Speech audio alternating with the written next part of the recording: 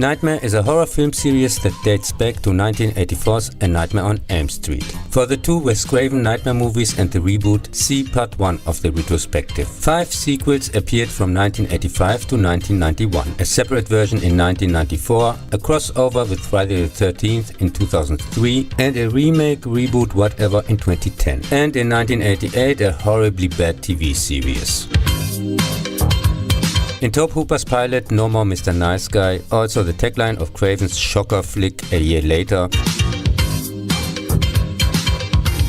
Freddy is given an altered backstory in which he is tried at the beginning but gets off on a technicality whereupon angry parents and a cop burn him in his powerhouse fortress. He comes back in their dreams, however, and takes revenge. Except for one more, the 44 45-minute episodes each contain 2 stories, 8 of which are specifically about Freddy Krueger. In the rest, he only appears briefly at the beginning and end, making short, biting comments, similar to Crypt Keeper in Tales from the Crypt. The cheaply shut out, unwatchable crap got quite rightly devastating reviews and was cancelled for lack of viewers after 2 seasons, with me already after 2 episodes.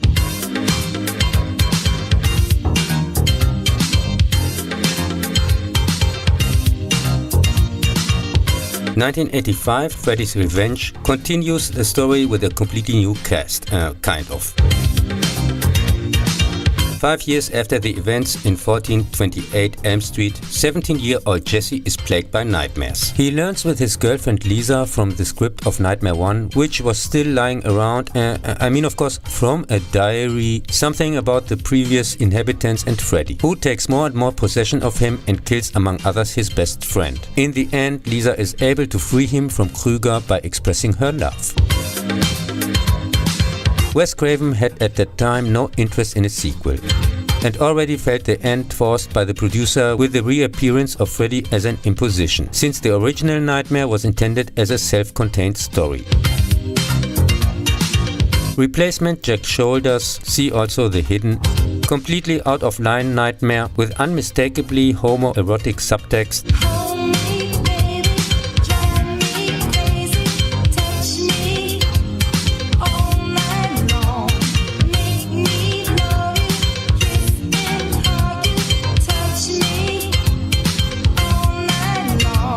was able to make alone in the US its $3 million budget 10 times back, but neither went well with audiences nor critics. It breaks with much of what was established in the predecessor, since here, for example, already at the beginning a bird attacks without reason, explodes spontaneously, and Freddy kills not in dreams but by Jesse in the real world. He even shows up in person at a pool party for everyone to see. Some of it seems a bit hastily cobbled together. In the shower scene you can still see the Freddy replacement before they're finally brought back Robert Englund, and the romance stuff at the end is pretty lame.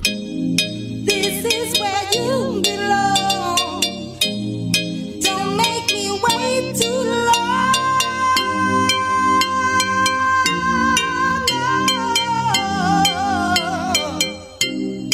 All night long.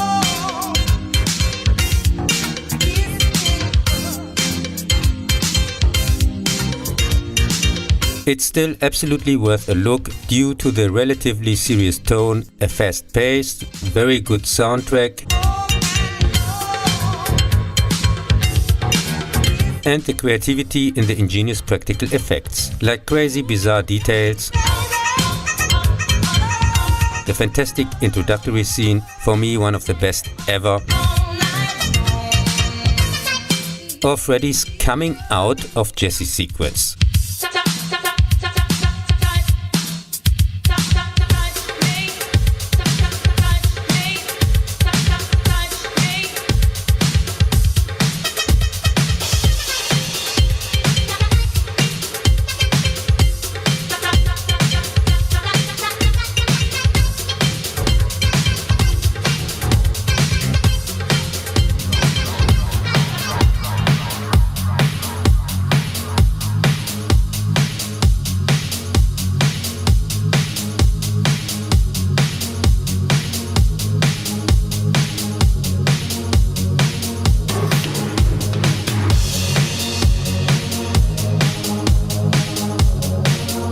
1987 Nightmare 3 Dream Warriors ignores its unloved predecessor and this time has another story by Wes Craven, who co-wrote the screenplay. Nancy Thompson returns 6 years after the events of Part 1 to work in an institution for suicidal teenagers who are terrorized in their dreams by Krüger. She tries to induce collective dreams with group hypnosis, using Kirsten's psychic ability to bring other people into her dreams. The teens can now work together to fight Freddy.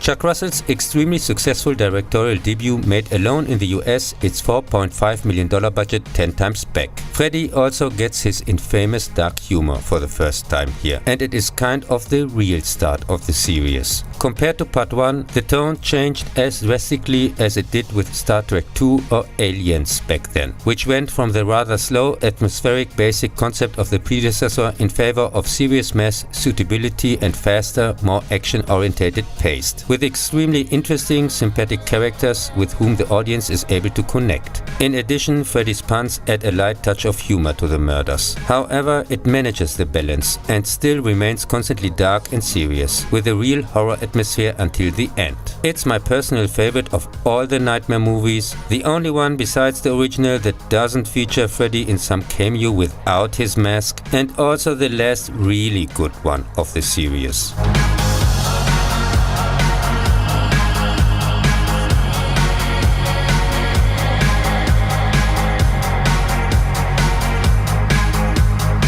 Just exactly the opposite of A Nightmare on Elm Street 4, The Dream Master, in the following year by Rennie Harlin, see also Die Hard 2. The surviving Dream Warrior, Kristen, and her two friends Kincaid and Joey, meanwhile released from the asylum and ordinary teenagers, suddenly have to deal with Freddy again, who, despite the definite final from the last part, comes back from the dead because a dog pees on his bones or whatever, and now to find new teens since he's running out of Elm Street kids, uses Kristen's ability, which already dies in the first half, to get her friend Alice in place for the next part, who in the end, meanwhile, also turning into Karate Kid, of course, Dream Master, for whatever reason, absorbs the powers of her dead friends. Nightmare 4, the cashing in master, made on a $6.5 million budget just in the US, almost $50 million back, and was the most financially successful until Freddy vs. Jason. It was similarly hastily, like Nightmare 2 at the time, shed on the market in 1988. Even if it is generally rated rather positively and some simple-minded even praise it as the best thing ever, for me it marks the death of this franchise. I hate this god-awful piece of shit. From the first minute it seems like a downgrade or direct-to-video production. And this impression is also reinforced by the fact that Patricia Arquette as Kristen was not available, in which at first all likable and known characters from the predecessor are quickly and unworthily killed off, to leave the viewer in an uninteresting story with moderately talented actors whom he neither knows or cares about, which by a fooling around Freddy, now apparently rock star, partially in broad daylight or even on a sunny beach, get to a horrible soundtrack completely help and chanceless slaughtered in overly complicated ways.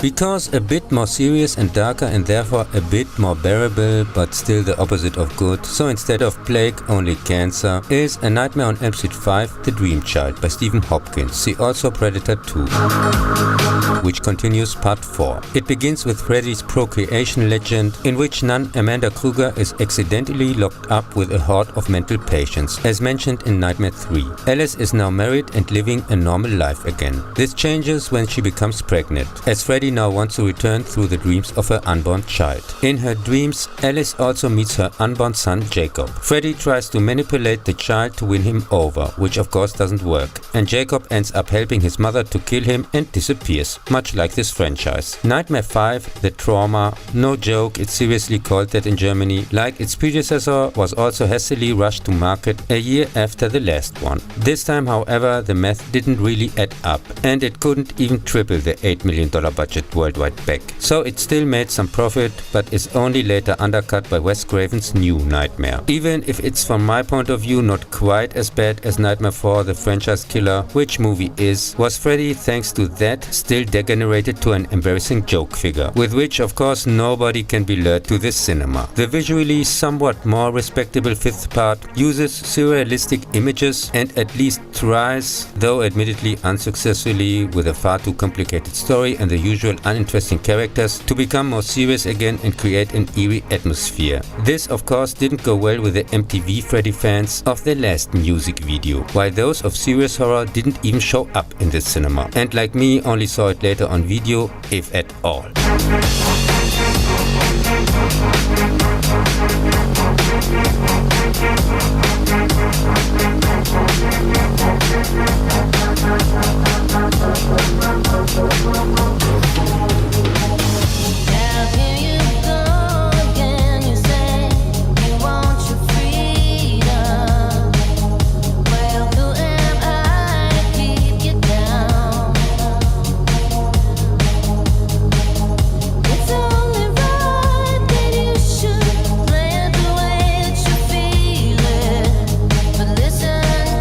Years after the last fiasco, it was decided to officially bury the Dead franchise, with Rachel Taylor Lee's Freddy's Dead, the final nightmare, to make at least a quick buck with the funeral, while the franchise corpse is still warm. Except for Freddy, it has completely new characters with a new plot and 3D final. Sort of. And makes Freddy a clown again, next to which even Bugs Bunny looks downright serious. Since nothing mattered now anyway, this one takes place 10 years in the future. So 2001, where Freddy has murdered almost all the children of Springwood. The last survivor loses his memory while fleeing the city and ends up in an institution for street kids. Searching for memories, he returns to town with Maggie, an educator who later turns out to be Freddy's daughter. Sure, why not? And 3 other teenagers, where Krüger starts again his killings and finds a way to break out of Springwood. In between, we see his child-killing past as a pretend family man in flashbacks, and the execution in his house and not as before in the boiler room or factory by the angry parents. The final battle takes place in the street children home, in which the dream demons, what kind of children's book page have they stuck now into the script, which had helped Freddy to immortality, are cast out. If you replace Dream Demon with Audience, that's even true. The completely crazy, silly, ultra-cheap looking, muddled together crap made its $9 million budget worldwide almost 4 times back and is so bad that it's already somewhat entertaining. Not that I would watch voluntarily one of those under any circumstances ever again.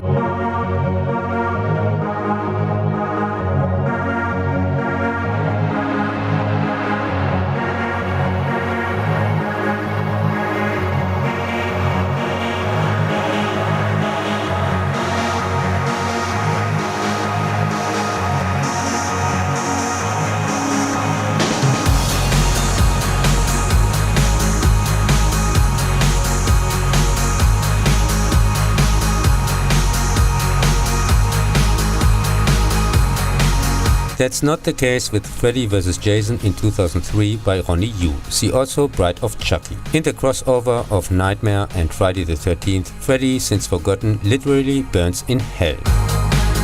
So he influences fellow killer Jason Voorhees to go to Elm Street.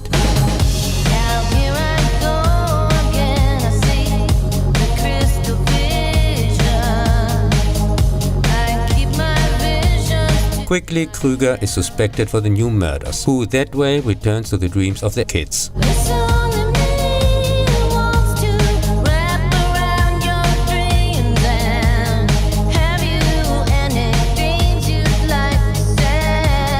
But he can't murder anyone yet, because the children don't know him anymore and therefore don't fear him. While Jason unchecked thins out their ranks before Freddy gets his kill. So he tries to get somehow rid of him and uses his fear of drowning. Meanwhile, the last survivors of whatever are trying to get the two to Crystal Lake to increase Jason's chances. Since he is the lesser of the two evils, who cares?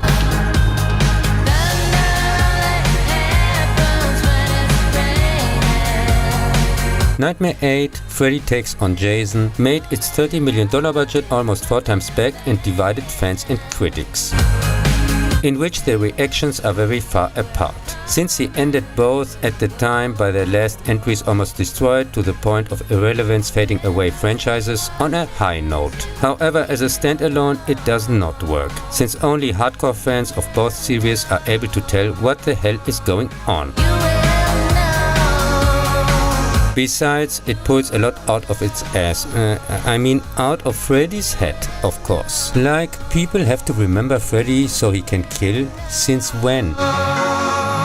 Or that Jason can't withstand drugs and is afraid of water? Sure, rather of soap and towel, I would say. Nevertheless, I liked the movie back then and thought it's very entertaining for what it is. Since for both franchises unusually elaborately produced, even if the CGI causes more eye cancer with every watch, and very entertainingly staged, if you don't take it quite so serious. It pretty much sticks to the common slasher formula: teens, monster, gore. Wait a minute. Something indispensable for understanding the extremely complex plot is missing here. There they are. But I am also not a super duper Friday the 13th fan, because then I would be really pissed at how poorly they treated Jason. This is clearly just another nightmare, and I don't mean the first 3 good ones. So much for Friday the 13th. How a real Jason vs. something else supernatural would look like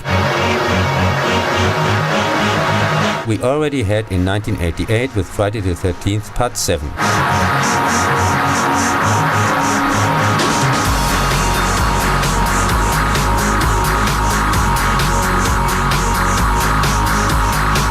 That's why I can understand the disappointment that they didn't even try to incorporate in any form the eeriness of the old nightmares or the sheer horror of the first Friday the 13th. As usual, they limited themselves just to Easter eggs and references. Each party has some plan or intention that it also articulates, and therefore pushes the voiceless Jason like a chess piece with limited abilities without own goals through the plot chessboard. But that's also the problem with childish crossovers in general, and for simple fan fiction this movie is much better than it has any right to be. The idea of Freddy vs. Jason was put in place back in 1993 in the 9th and supposedly last Friday the 13th, Jason Goes to Hell, the final Friday, by a short, cheap final gag scene that came off more desperate than a real teaser.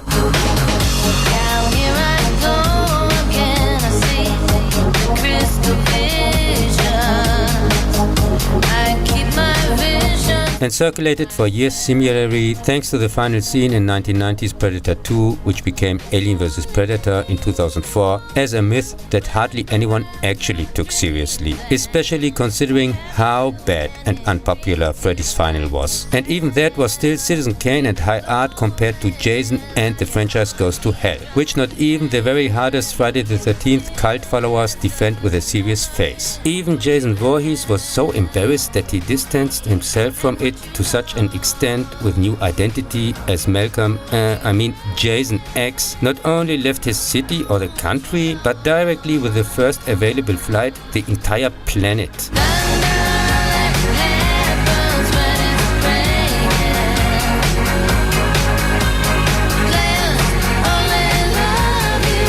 More about Jays of Space soon also in this galaxy.